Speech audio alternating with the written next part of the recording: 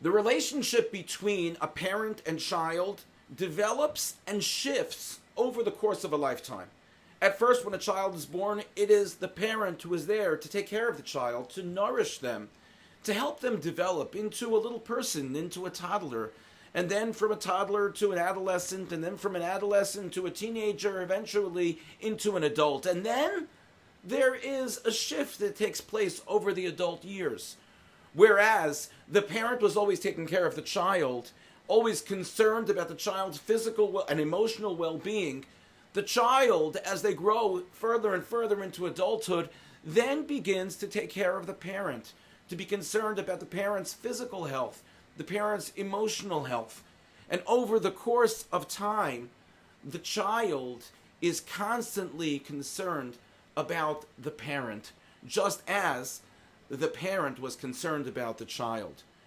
After Yaakov's daughter is violated and taken captive by Shechem, the father of Shechem, Hamor, comes to Yaakov in an attempt to speak to him about integrating Yaakov's family into the family of Shechem, in which the two groups would assimilate and would end up marrying each other.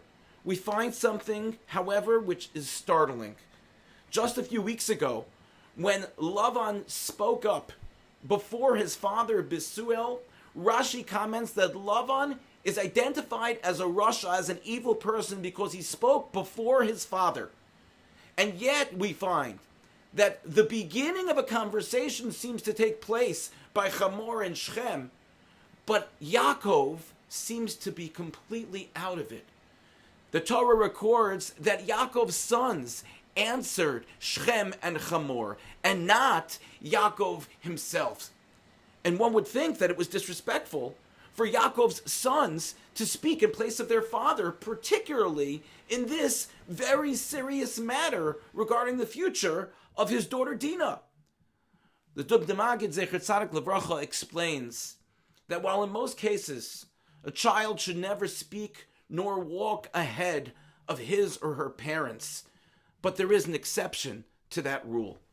When the area that the parent is walking with their child is dirty or is dangerous, then it's appropriate for the child to go before the parent in order to clear the way and make a path for the parent to walk honorably.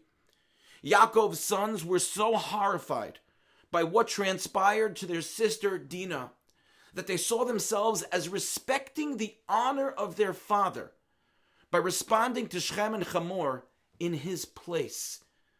The relationship between parents and children evolves over different stages of life. While at one point parents protect and care for their children, later in life, children care for and protect their parents. And as that relationship develops and shifts throughout life, we must continue to try our best as children to honor our parents, even when it may be frustrating and stressful to do so. And as parents, it is important for us that we allow our children to honor us, to protect us, and care for us, even when it's difficult and challenging for us to allow them to do so.